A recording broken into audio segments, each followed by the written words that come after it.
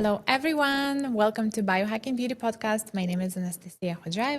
And I'm Amitay Eshel. We are the co-founders of Goose Skincare. And on this podcast, every week, we dive deep into the science and art of keeping our body and skin youthful and optimal. Today, we had such a brilliant guest. Her name is Nathalie Niddam.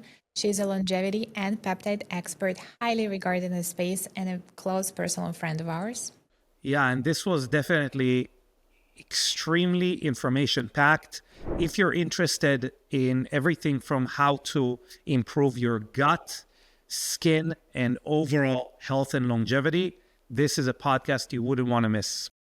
We go into the science of peptides. We break it down in a very simple language. It's very beginner friendly, but also for those already advanced in peptide strategies, I think you can still find a lot of good advice there. And I think you can find some actionable tips there that you can directly apply into your longevity and health optimization routine. But without further ado, let's welcome Nathalie Niddam. Nat, welcome back to the Biohacking Podcast, but it's the first time that Yes, finally, I'm also in the room. Yeah. I know, this is so exciting. My two favorite people in one place. And I think it's your third time on the podcast. And honestly, we would have you every episode if we could. Wow. You're just very busy. Yeah, well, I think we all are. So. You're in a high demand.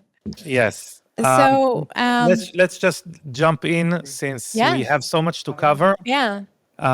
So really, today's conversation will be about a lot of longevity strategies and kind of your areas of expertise, which is peptides. And you've been talking about peptides since forever. You're just really like the go-to and trusted expert for us and for so many others. But the field of peptides is just like really blowing up. Everybody's talking about, I don't know, my algorithm is just like, whenever I open Instagram, somebody's talking about peptides all the time. Yeah. So I know some of our listeners will be like already familiar with it, but some will be just like hearing about peptides for the very first time. So should we start in the very beginning? Like, what let's is start peptide? with like for people who are new to peptides.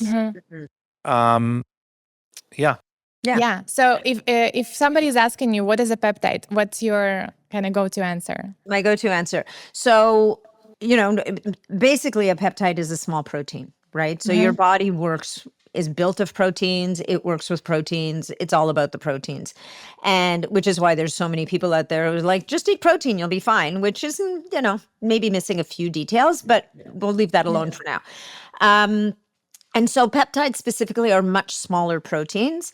And there's, in my mind, there's a subset of peptides called bioregulator peptides. So we have two categories of peptides.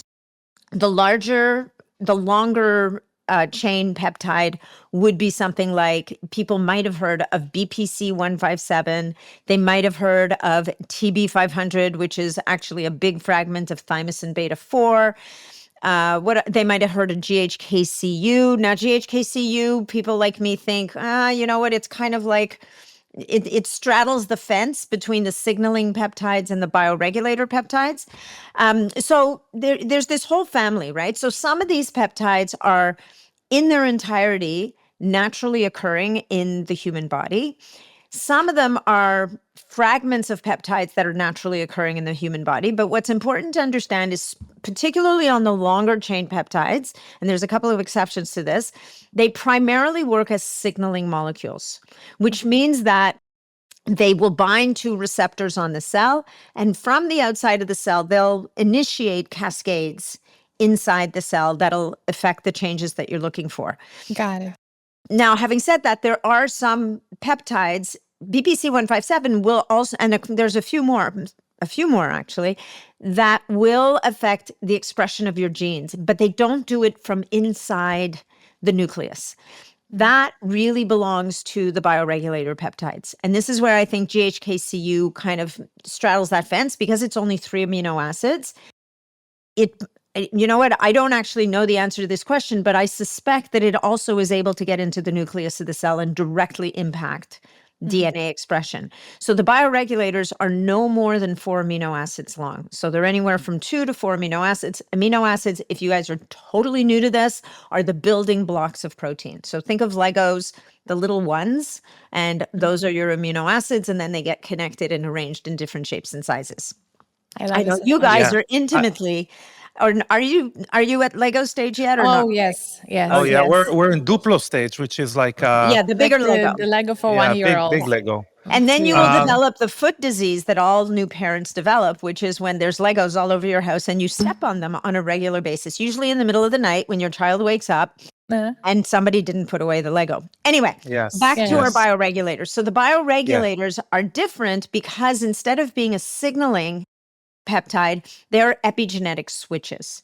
And that's a big word. All that means is they turn your genes on and off, very specific genes.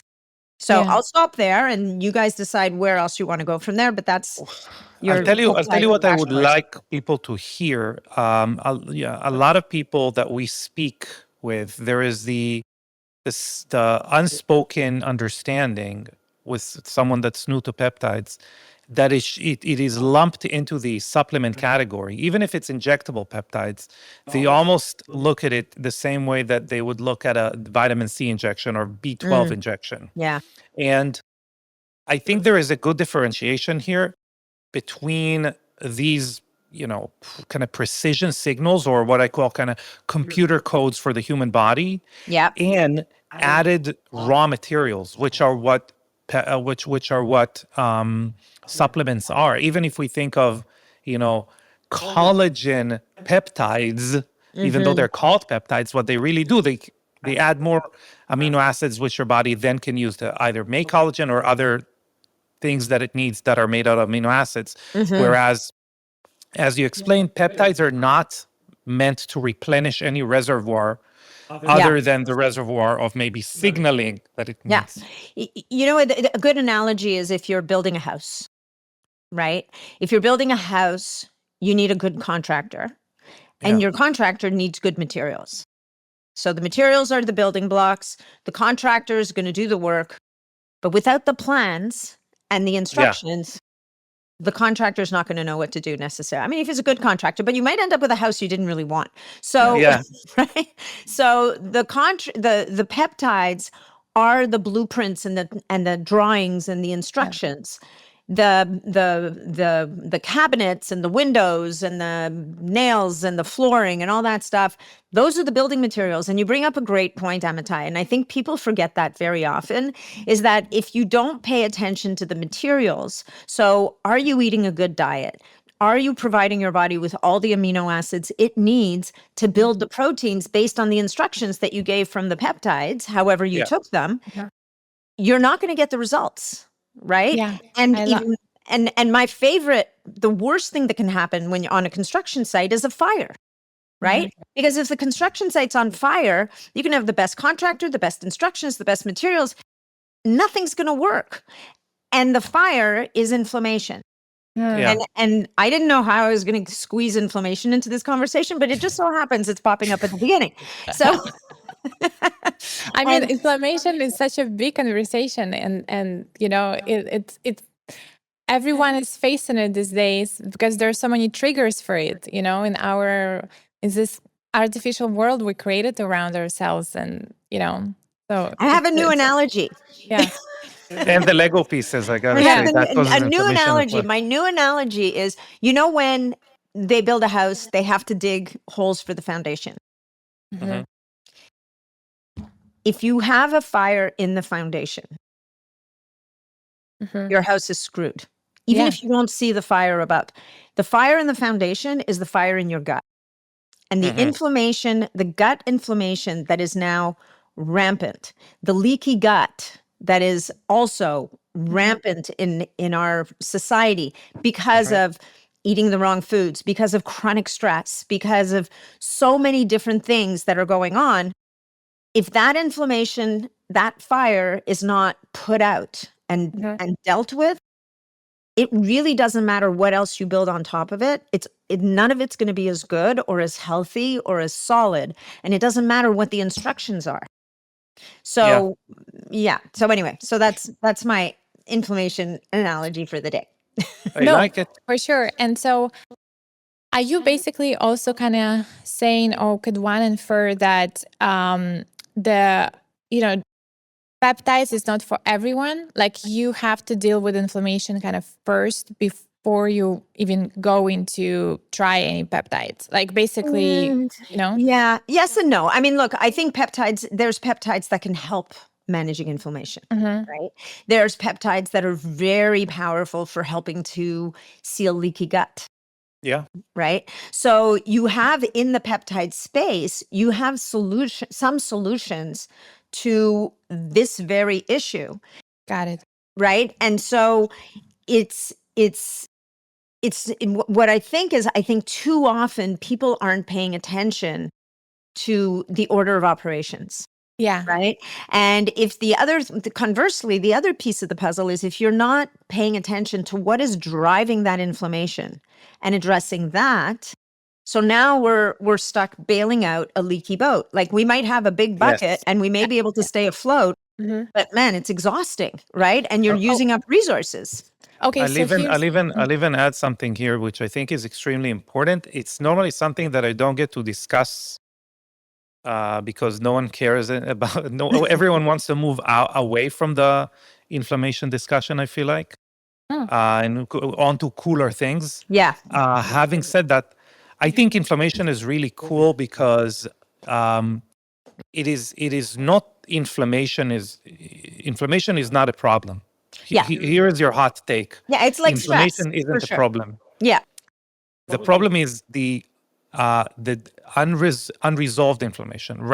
In other words, Chronic. resolution of inflammation is one of the biggest drivers of or biggest contributors to health in the human body.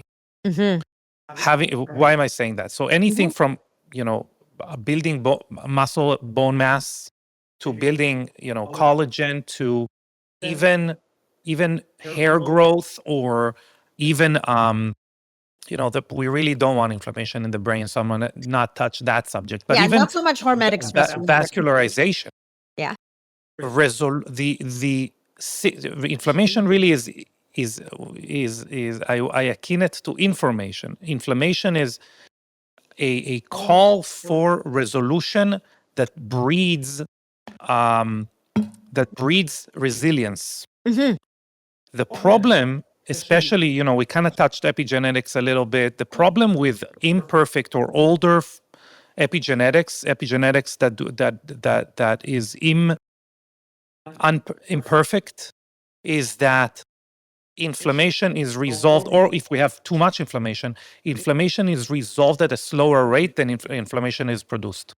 And then what we get is accumulation or chronic inflammation, which is obviously the issue, especially if we're talking about leaky gut. There's something incorrect there. But you could also talk about someone like myself who had part of their meniscus removed in the knee, right? And there is walking around, I am creating inflammation because my body mechanistically isn't, according to specs. Exactly. Right? Exactly. You're missing a part. In 2022, in Denmark, there was like a convention which they discussed the hallmarks of aging. They kind of got to 24 already, and then I think it was scrapped. It was too much for people. But one of them was mechanistic alterations, which is because of that breeding of inflammation. Yeah. So I have a question. The listeners that are, maybe like looking to start peptides therapy, right? And they're listeners of our podcast are mostly interested in skin health, right? Yeah. So let's say I'm someone who wants to just jump into learning about peptides for skin health. And now I hear, I got to address my inflammation first. Do I have an inflammation? So how do you help people navigate that? Like, okay, you want to start peptides. You heard peptides are cool and that's what, you want to try. And you said there is a order of operation, right? Is there some kind of test you recommend people take before designing protocol for Yeah. themselves or with you? Yeah, I think, you need to understand the lay of the land, right? So hopefully you're working with a functional medicine practitioner who's going to help you to understand where are your imbalances, where are the weakest. Wait, you can't do it with ChatGPT? And maybe, I don't know. But, look, you start with the things that come out of your body. If you're not pooping perfect poops every day, there's probably something going on in your gut. Or you're eating foods that aren't agreeing with you, right? Okay. Yeah, And that makes so sense. it's, and if the audience's end goal is skin beauty, which is what your audience really is after, Yes. and what we're all after, right? Like I'm right up there with them. Yeah. We need to understand that your skin is a reflection of what's happening on the inside of the body. And the body, and we're going to talk about this a lot more, but to our bodies, what our skin looks like is completely not even on the table. The Yeah. body could care less. The body only cares that you're in this envelope, this living, breathing envelope, that it has its own microbiome on it, its own integrity, and like it has an acid mantle that protects you from the outside in. All the body cares is that it's there. The body could give two flying fajitas. Apologies to Well, fajita. made me hungry. Which cause inflammation. Just want to say What? that. What's that? I don't know. Yeah. Fajita is just a steak. No, never mind. Go ahead. Fajita. Anyway, the body doesn't care what it looks like. So when somebody comes to me and says, "Okay, I want to start taking peptides," I'm like, "Great, why? What's the problem you're trying to solve? Do you know?" And conversely, or not conversely, at the same time, somebody says to me, "Okay, my shoulder is really sore. What peptides can I use?" Because we know peptides have seemed to be very helpful in helping with repair of tissues. Again, do you know why your shoulder hurts? Is it an acute injury, or is this something that's been going on for a long time? Because 99% of the time we know that we acquire an injury, and as Amitay said, that inflammation, that pain is a cry for help. Over here, pay attention to me. But is it that the front of the shoulder is too tight, the back is too lax, you're sitting like this, something's out of whack? Have you addressed the biomechanics of the shoulder? Will peptides help with pain and inflammation in the short term? Yes, but to actually fix the problem, you need to know the problem and address the problem. And that goes with every part of the body. So if somebody says to me, what are the best peptides for health? I mean, I'm going to have some answers for them, but I'm also going to suggest to them that have they paid attention to their nutrition and their hydration and their exposure to blue light and, and all the other things that we sit here, and do you understand what are the inputs that are challenging your skin, both from the outside and the inside, so that you can also start to work on those while you're using peptides to enhance as much as possible. I love how you really agree. show a full picture here. I also think, and to add to what you're saying, just because I think people cannot hear that enough, is obviously sleep.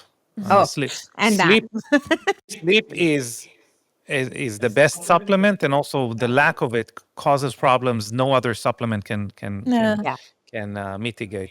Apparently, aside from 10 to 20 grams of creatine, but that's a different story. 10 to 20 grams of creatine will fix everything.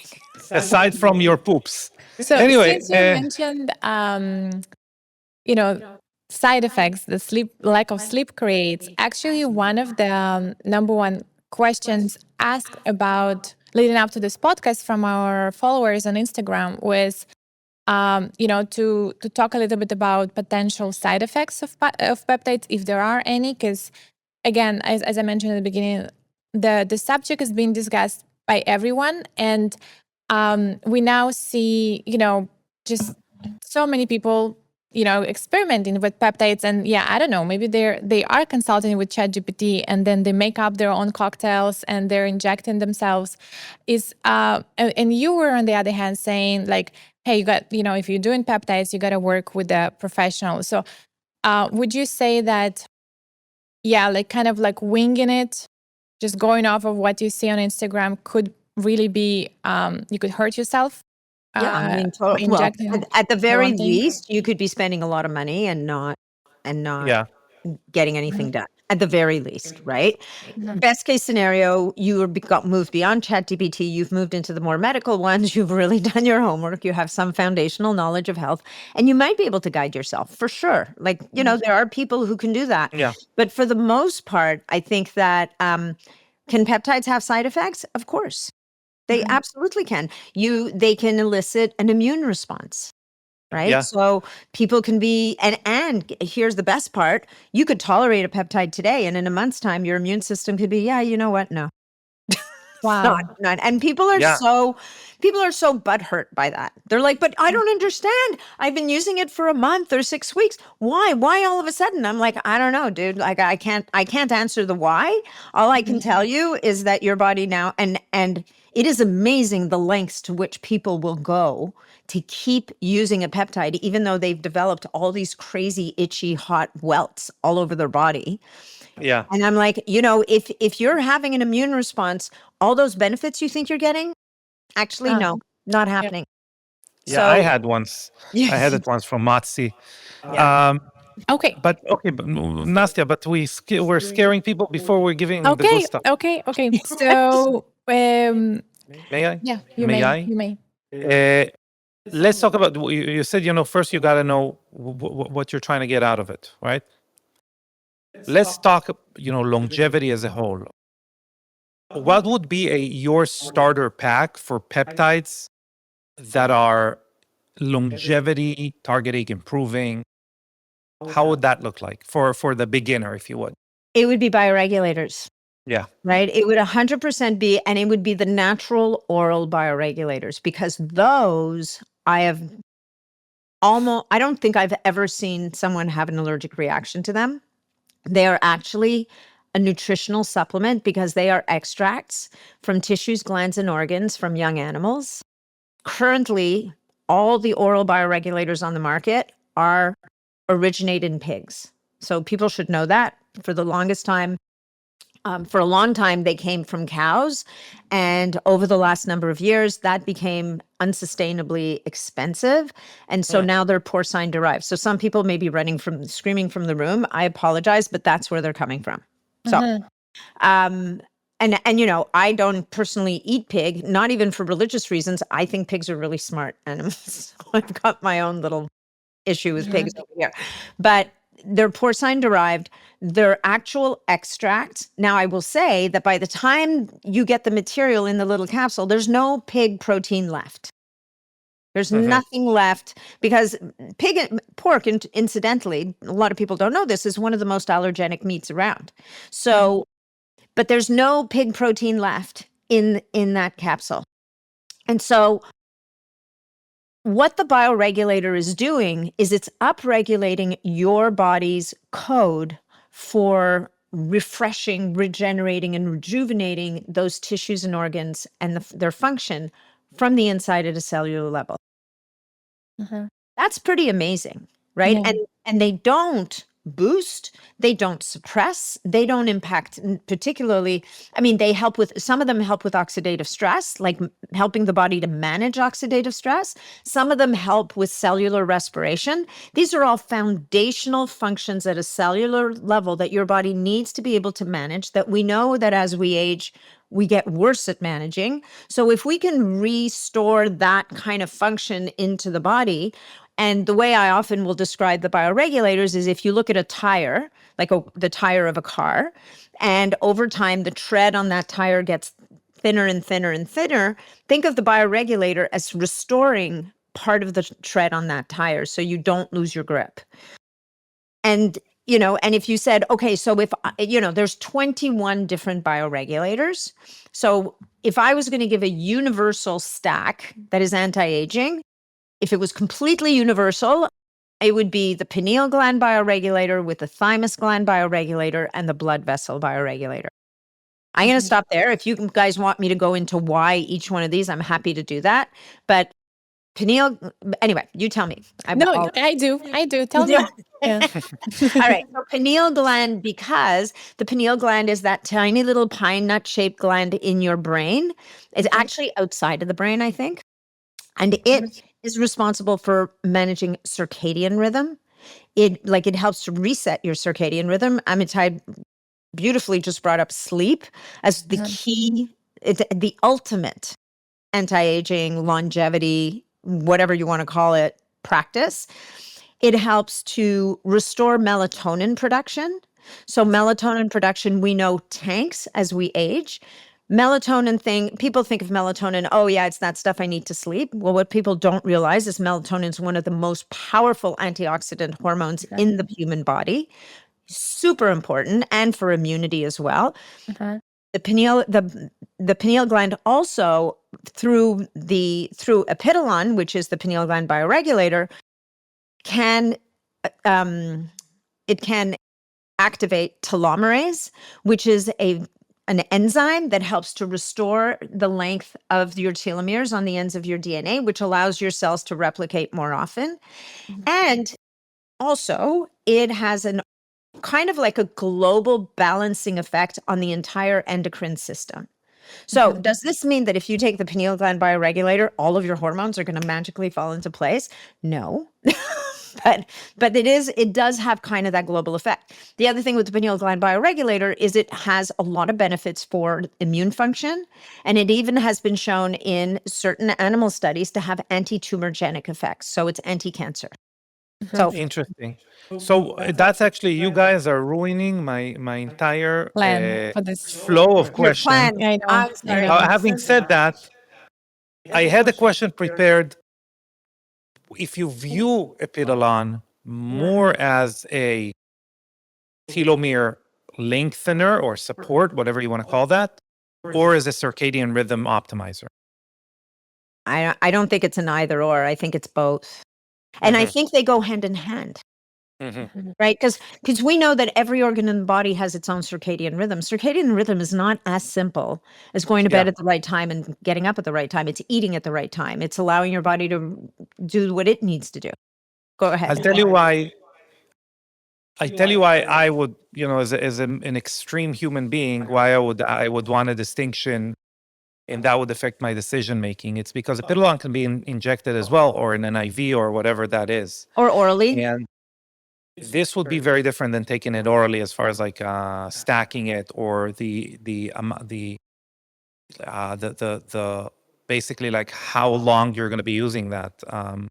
Where injectable or IV is going to be something you would do for maybe like on and off. If you correct me if I'm wrong, if you would want it as a circadian rhythm optimizer, that's something you would want to take orally and more often. You still want to cycle. You're still going to cycle on and off. Like, don't forget that what the bioregulator in theory does is it restores function.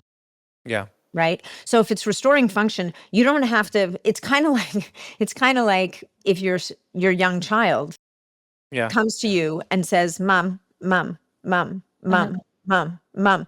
At first, it's going to drive you. At first, you might give him attention. Eventually, it might drive you crazy. But actually, from a pure survival perspective, at some point, you're going to start to tune him out.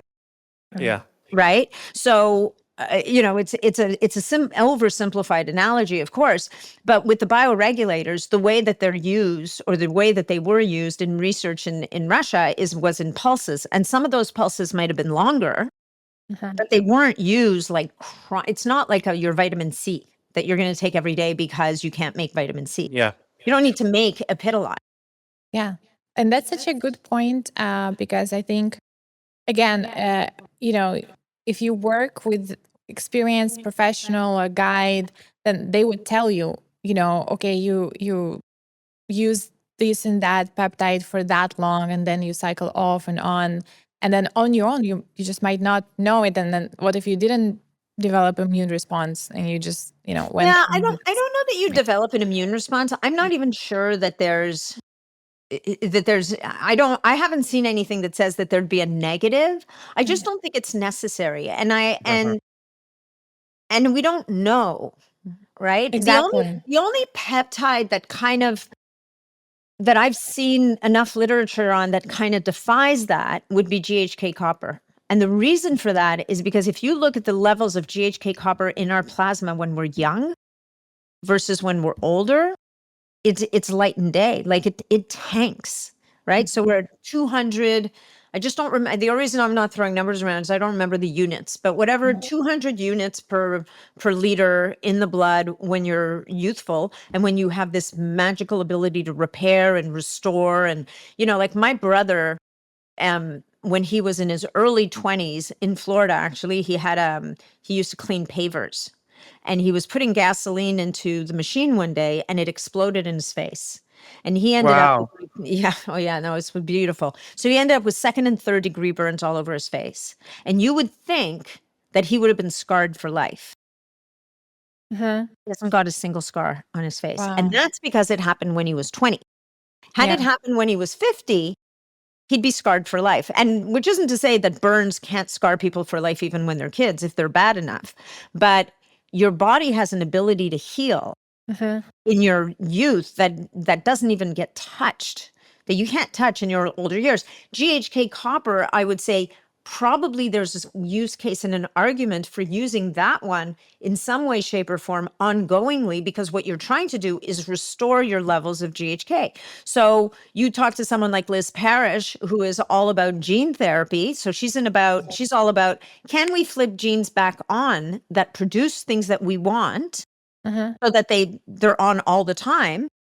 Maybe someday she'll get to the GHK gene, right? Got it. We mentioned epithalon, we mentioned GHK-Cu, and we mentioned stacking and beginner stacking. But I do want to say something, my opinion about GHK-Cu. Yes, Sure. Go. tell us. Because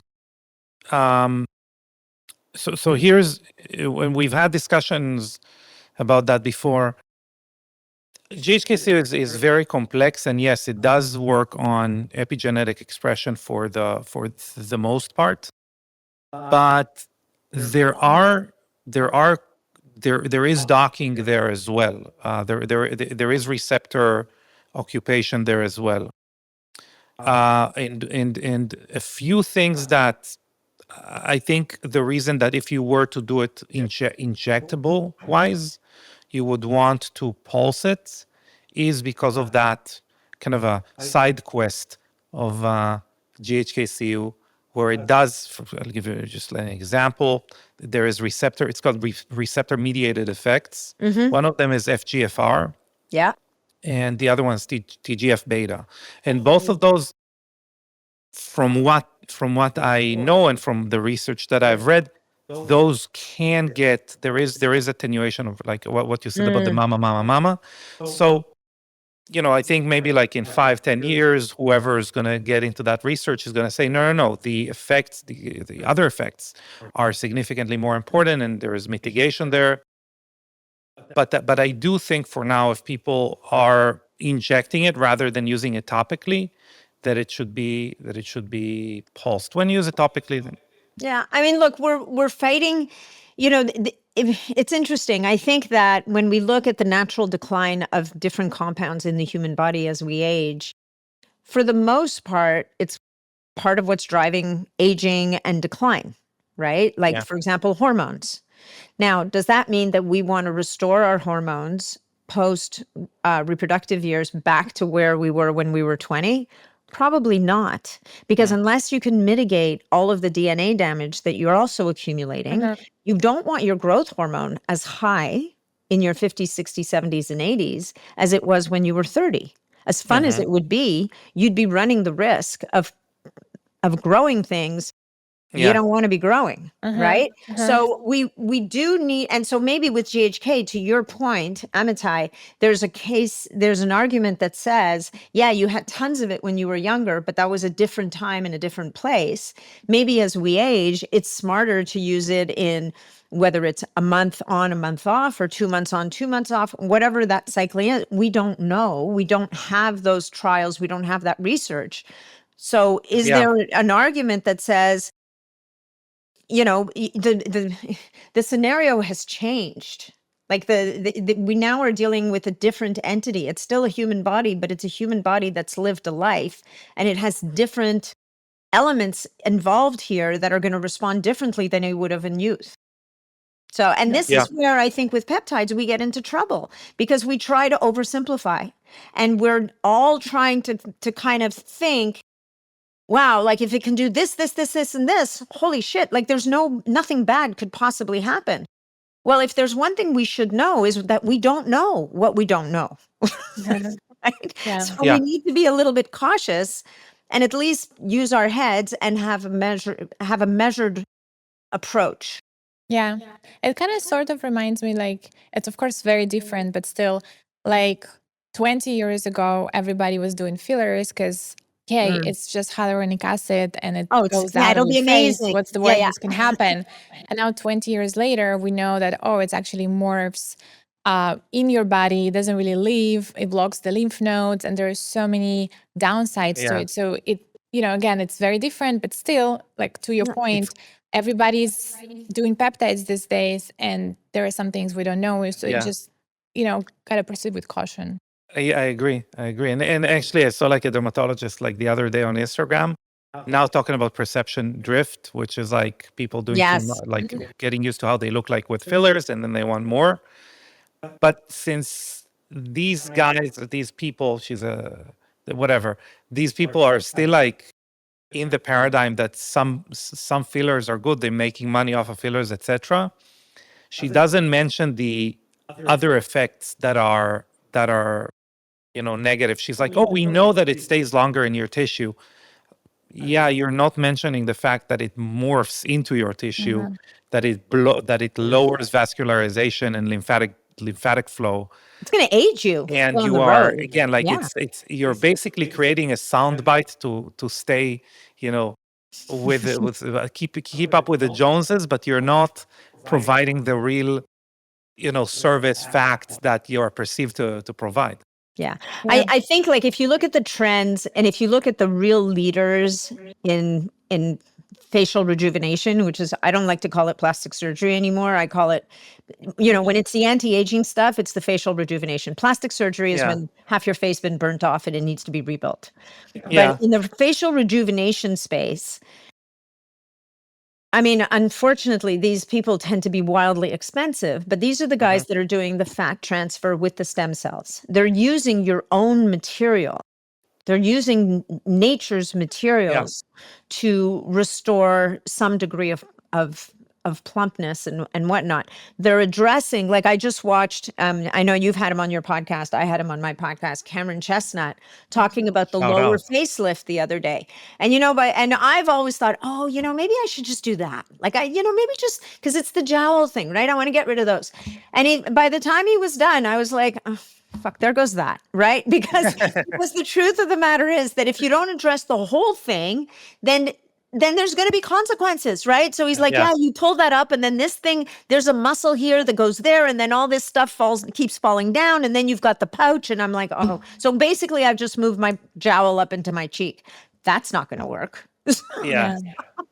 Okay. So, I do have stuff that I want to cover. Sorry. Okay. Well, I wanted to since we started talking about like that there are bioregulators and there are signaling peptides, and then we're still kind of like wrapping up the beginner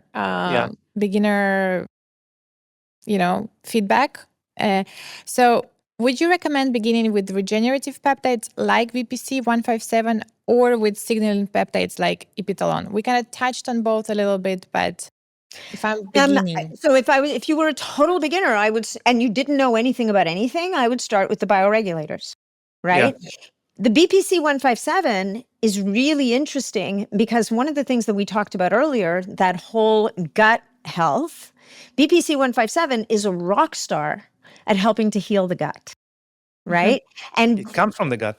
And exactly, it comes from the gut. And so if you knew nothing about nothing, what's cool about BPC 157 is it seems to help to lower inflammation. It helps to heal the gut. It helps to it helps to heal tissues, which is why so many people are like, oh, well, if it can fix my tendons and my ligaments and my sore shoulder and my sore back, surely it's going to be great for my skin, which we can talk about later. But BPC 157 is so foundational in all of the benefits that it has for the body. It could be a beginner peptide, but right? But there's a small percentage of people that don't react well to BPC 157. You know, for reasons as of yet not fully elucidated, there's a small percentage of the population that gets very anxious or angry, or they can't sleep, or they suffer from anhedonia, where they just don't give a shit anymore, which maybe that's what's happening in the world these days. But maybe everyone's on BPC 157. Listen, I was going to be like, with skincare, how do you know the product works or doesn't? Like, before you fully put it all over your face, you patch test like behind your ear. And I was going to be like, how do you patch test a peptide to see that? So with a BPC 157, so with any peptide, and this is one of the, I'm actually going to be doing a talk at the end of the month in Europe. And one of the topic they've given me is peptides do's and don'ts. And one of the big don'ts about peptides is get your peptide from your best friend who used it for XYZ and go at it with a full dose right out of the gate. You do like a little baby bit, and guess what? You don't then run around 1,000,000 miles an hour for the rest of the day and then start again the next day. You make a note. How do I feel today? You pay attention, because what I see happening in those, and not to scare people off BPC, because it is, even as an oral peptide, it is magical. But understand that you're now dealing with compounds that are so powerful that you're using 1/10 or 2/10 of a milligram, like the teensiest little amounts, and it's having global healing effects in your body. So if it can have global good effects in your body, if things go sideways for any reason, it's the same thing, right? So do a test, pay attention, start low and slow. Once you build up to the dose, which hopefully you have an understanding, and you're not that person who just gets excited and buys a vial of something and then puts it up in a Facebook group and says, I just bought this, what do I do with it now? No. This should actually be a Facebook group named I just bought this, what do I do with this now? Yeah. And it could be about anything. It could be a vacuum. It could be whatever. That's a good group. So would you say, and we touched about TB500, which I would describe as the TB500 of more rigid things, right? Like TB500 is more for like softer connective tissue BPC 157 is for softer connective tissue, and TB500 is for a little bit denser connective tissue, like ligaments or cartilage. They both do, and BPC can even help with bone healing, but because there's cartilage in bone, right? Like, I mean, there's collagen in bone, there's all that stuff, but TB500, which by the way is a smaller fragment of thymosin beta 4. Thymosin beta 4 has the word thymus in it. This is a thymus peptide. It comes from your thymus gland originally. And so it actually has really powerful immune actions. And the thing that people often, that's kind of gotten lost over time is thymosin beta 4 has 7 different arms. And each one of those arms is a different docking site. And so what's happened is now people have done, you're going to see both in the injectable world and in the oral world, you're going to see fragments of TB4. And some of those fragments are really magical for the heart. Some of them prevent fibrosis. So it's really good for healing of scars, for example, or there's a possibility that it might be helpful for lungs with fibrosis. As people drill into these things, we're starting to learn that and thymosin beta 4, I would say, is probably just as magical as BPC 157, just in slightly different ways. Because guess what? BPC 157 is also good for the heart and the kidneys and the liver and the pancreas. Why? Because BPC stands for body protective compound.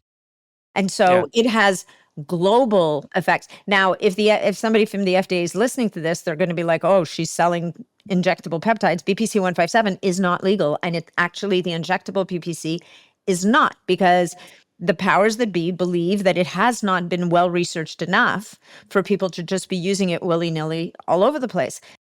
The amazing thing about BPC, I think, is that not only is it bioavailable to the body by injection, but it actually can also be taken orally. And, I've always said it's never going to be as powerful orally for soft tissue issues as it would be by injection. But, my parents recently took a supplement, like an oral supplement that had BPC, KPV, and we can talk about a couple of these if you want, BPC, KPV, lorazepatide, GHK, and a whole bunch of other stuff, which was more of the building materials, to your point, Amitay. And it's a gut healing supplement. And I gave it to them because they're in their 80s and they've never done a gut healing protocol. I'm like, you could probably use this, right? My mother's had a few little things and my dad's got a few. Well, 3 weeks later, I get a call from my mother going, we need more of that stuff. Now, if you know me, you know that my parents get a lot of stuff from me and they never really know exactly what it is. Sometimes they do, but a lot of times they don't. And she goes, we need more of that stuff. And I'm like, well, which stuff? Can you send me a screenshot so I know what we're talking about? And why? And she said, well, my shoulders stopped hurting. Wow. And your father's back stopped hurting. Now, this is not necessarily common, right? But between BPC, I believe that this is a combination of reasons why. The BPC 157 and the KPV both have anti-inflammatory effects. Yeah. So if we're able to lower their inflammation, we're winning. The other thing is that because it has BPC, lorazepatide, and GHK and KPV, it's going to help to heal their gut. Well, if your gut starts to seal up again, you no longer have LPS, all this lipopolysaccharides that are driving inflammation in the body, traveling into your system. Your immune system can start to calm down a little bit. And all of a sudden, systemically, you have less inflammation. And that's going to help to make things hurt less. And maybe your body now has more resources to say, oh, we need to fix that. And by the way, I think that would be applied also, obviously, to skin. Obviously, to things that are inflammation in the skin, there's this gut-skin axis, glow, etc. But also, and by the way, glow specifically, and the reason is because injury and inflammation drives mitochondrial dysfunction. Yep. And mitochondrial dysfunction, or the mitochondria in its proper function, is what kind of imbues glow on the skin, and vice versa. If it's malfunctioning, there's less glow. But I would say also, in the case of acne, any type of acne, adult, whatever, a lot of it is an immune response to the presence of bacteria rather than the bacteria. There is a study out of Crown showing that people who have a tendency to react to P. acne bacteria will react to a thousandth of a dose to those who do not have a tendency to react to P. acne bacteria. Huh. Interesting. So I think you get my point. Yeah. So it's our immune system's hypersensitive, like it's overreactive. Your immune system is the main driver of the appearance of acne rather than the presence of P. acne bacteria. I like that tactic. So because we are getting close to the time, See, I told you, Nathalie, we need to do like a series of and we podcasts. got to do series. I think we should. I know we plan to talk about senolytics and cellular cleanup, as well as autophagy and NAD synergy. I'm not sure we have the time to go talk about both. Is that going to be part 2? What I think we should do is we choose one more subject. We need to talk about growth hormones because it's, in my opinion, it's within the framework of repair and regeneration, which we've talked about BPC 157 and TB 500. And let's talk about epitalon and NAD a little bit more since we've gone into that subject, and we're going to save the rest. Okay. So let me preface something. A lot of what we do at Young Goose, for example, and a lot of what you're going to do in the framework of taking peptides is going to be to optimize the response for other stimuli. For example, microneedling, which you think mentioned off air, and or the presence or the exposure to UV and blue light, or or even taking retinol. All of that stimulation, either positive or negative, our body now needs to respond to in the most optimal way, and that's how we either stave off the signs of aging or reverse the apparent signs of aging, right? So that's why I think it's important to to talk about regeneration and repair in the framework of consuming or using peptides. So we talked about BPC 157 and TB 500. As you mentioned, they both support collagen production to the extent, by the way, this is something I'm just going to mention it. There are doctors who already offer BPC 157 injections as part of a cosmetic procedure, which is a little bit of a stupid, I'm going to keep it PG, dumb AF idea, since this is something that you need to use continuously for 6 weeks until it builds in your system to be effective. So one time when you go to your practitioner, like once a month to get a facial, you're going to do exactly zero, or I don't know about zero, but close to zero. Well, the other thing is that, when you're doing a facial, if you're doing microneedling, for example, and this goes back to something you brought up at the very beginning of the podcast, you need a bit of an inflammatory response. Yeah. Right? Yeah, to get the 100%. benefits of the microneedling, that initial inflammation is necessary in order for the body to come in and do the repair that's going to hopefully upregulate your collagen and elastin and all the things. So look, I'm open to the possibility that the very real possibility that they know something I don't know, because there's so many things I don't know. But at face value, as you're saying, it's counterintuitive, because BPC is not a one and done thing, and it's anti-inflammatory. So right there, I think it might be a cross purposes for. So let's talk within the aspect of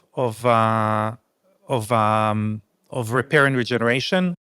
What you mentioned before, Anastasia, and I'll let you continue. The stack, No, not the stock. the epithalon and NAD. No, actually, I don't think we're going to get to that even. Let's talk a little bit about growth hormone secretagogues. Let's talk about the other aspect of repair and regeneration, which is supporting growth hormone, which I think is another kind of holy grail for people who past 35, 40, 50, as far as what's going on now in the market. And I think it's important to talk about. So for the growth hormone secretagogues, do you know of evidence showing improvements in markers like skin thickness, insulin sensitivity, mitochondrial function? I'm going to say that I'm not fully up on my literature on that one, but what I can tell you, people definitely report. I mean, here's the thing: growth hormone repairs things. It helps your body to repair and restore. The thing with growth hormone secreted and growth hormone in general, it's a double-edged sword. Yeah. Right. Even when it comes to insulin sensitivity, because if you use too much, you actually will become insulin resistant. That's one of the hallmarks of growth hormone. And so, maybe this is me being a bitter Betty. I can't use growth hormone secretagogues because I'm allergic to them. Wow. And it's actually it's one of the most common immune responses that I see is to growth hormone secretagogues. And I don't know why that is, because it doesn't actually make that much sense, but very often people can't just don't tolerate, their immune system mounts an immune response, and within, sometimes it's immediate, sometimes their blood pressure goes up because it can cause a transient increase in blood pressure, but for some people that transient increase doesn't doesn't transient, doesn't exit stage left, it just stays. So you have to be mindful. The growth hormone secretagogues are one of the peptides that I think you have to be the most cautious with. Because growth hormone, as we know, it is definitely, it tanks as we age, so it impacts our ability to heal and to restore and all the good things. The growth hormone secretagogues also seem to have a benefit for building muscle and lipolysis, like the burning of fat. And I would say that just as there are people that tend to be allergic to it, there's also people that are very high responders. So people who start using this stuff at very low dose, and all of a sudden they're like, oh my God, after 3 weeks, they're like, oh my God, I can see my 6-pack abs. And, some of us have never met our 6-pack abs, but, I have 6-pack abs and I'm killing it at the gym and this, that, and the other thing. And, and by the way, I'm glowing. Well, and I'm sleeping like a baby because it can help with sleep. Well, is it the sleep or is it like, what is it that's doing this? I don't know that the thickening of the skin is particularly a thing, but maybe there's literature on that. So I'm not going to weigh in too much. I know that people feel that their skin looks better when they're using the growth hormone secretagogues. With growth hormone, I just feel like you really have to have your wits about you. You have to be the kind of people that are getting regular blood work done. And I don't mean like every month, like even every 6 months, right? Like keeping an eye on the ball, making sure that your inflammation's under control, making sure that you're overall healthy and in good shape, because growth hormone will grow anything. Yeah, like you mentioned, and you don't want to grow like cancerous cells or anything. And I mean, I spoke to someone the other day who was talking about, excess growth hormone in the body in the presence of a cancer. If your immune system is not, for whatever reason, isn't as vigilant as it needs to be, it can really accelerate that cancer. So again, not to put the fear of God into everybody here, because there are lots of people using these compounds and doing really well with them. But just to say, what I see with peptides is people are flippant. They're like, oh, this is natural. Oh, this comes from my body, right? Like my body makes this. Make no mistake, you're mucking around with your system right now. You are bringing things in at a higher level than they're naturally occurring. And I'm not saying that there's not benefits to it, because very often there's very powerful benefits. And there are some really incredible functional medicine doctors out there that are doing incredible work, healing people, moving the needle for people, doing all those things. But don't be casual about it. I love it. Well, I love it. And I think it's so correct. So correct. And, the old adage, I mean, first of all, I remind people that before biohacking, the word was self-quantification, right? Oh, right. Yeah. And I think I like that better. The reason I'm saying it is because there is an adage right now that you can't change what you can't measure. Maybe it should be you shouldn't attempt to change what you're not measuring. 100%. 100%. I couldn't agree with you more. Yeah. I think this is a great segue to some fire questions. Rapid fire We're questions. doing that? Fire questions? Rapid fire questions, yeah. Let's do that. Okay, so we're going to keep the other very meaty juicy stuff. subjects that we have for the next. I feel part like, two. we're going to do as many as we need to get through everything, because we have a lot to get through. But yeah. Okay, so what's the biggest mistake people make when jumping into peptides for skin health? Not addressing the inside first. Love it. Good. What trending biohack is actually delivering results, either to the skin or not, and not just, you would say, not just like a viral thing? Well, okay. So the one I was going to say isn't actually trending, because nobody knows about it yet. Go for it. Well, the thing I think that's going to be really, really interesting is going to be the microneedling with your own secretome. That a company that you guys know, that I'm sure if you haven't had them on yet, you will. We have a date set. Yeah, they're coming to the studio. Like Drew Taylor from Acorn Biolabs, who kind of made this revolutionary discovery that in your hair follicles, there are stem cells and fibroblasts and growth factors, not gross factors. It's pretty gross, though, if you look at it. No, it's not gross. It's your own stuff. That's why it's not gross, right? And so there's this magic soup of regenerative material in the hair follicles, and that it can now be used to generate your own secretome to reapply to the face and to the hair and possibly to other parts of the body. We don't know yet. They're still doing that work through microneedling and deliver a certain degree of regeneration. So I'm on month 1. We'll see in 6 months, what is possible. But I'm just gonna say I'm gonna trademark the phrase "magical soup of I know, regenerative molecules." soup me up. That's gonna be the next product that we're gonna. Yeah. Nat's magic soup. Yeah. As it turns out, I think bone broth is pretty amazing. Anyway, Yeah. But it's not trending yet. But I think that this is going to be really incredible because it is literally your own product. So now if you're doing the work every single day of feeding the skin cells, of getting rid of the dead stuff, of doing all the things we need to do because you're using your Young Goose products as you're supposed to every single day, to me, the way I think of Young Goose is not only is it keeping me looking good today, but it's buying me time, right? If I ever did, which I don't know that I will, but if I ever did have facial reconstruction done, the better my skin is going to be, the better results I'm going to have. And I love that. Yes, I agree. Okay, next. What's your opinion on Botox? So I don't do Botox. I used to. I'm very cautious with it. I think that less is more. I think for people who use it, everything I've learned, because I'm not an expert on Botox, everything I've learned about Botox is that if you use small amounts strategically in the right places, it can be useful.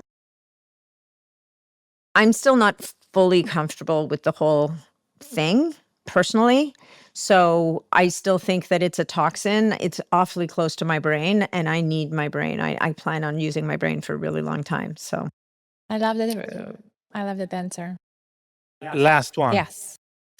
What are your top 3 favorite hacks for skin health right now? I love, for my top 3 favorite hacks. So one of them, people might notice that I'm glowing red at the moment. Yeah. Right? I'm glowing red because I have a little red and infrared light tablet on my desk. Now, am I using that red and infrared light tablet on my desk because I think that it's stimulating collagen production? No. But what am I hoping that it's doing? I'm hoping that it's mitigating the negative effects of the artificial blue light that's coming off my computer. So that is like my most recent, most favorite skin hack. And it goes without saying that, of course, my Young Goose products are my most favorite skin hack. But aside from those, which is a given, so my red light on my desk, I'm going to be boring, right? But have a lifetime of being fairly dehydrated, staying hydrated and using essential minerals. So something like B minerals with the fulvic and the humic acid, like whatever your essential minerals are, that I think is one of the most foundational things you can do for your skin.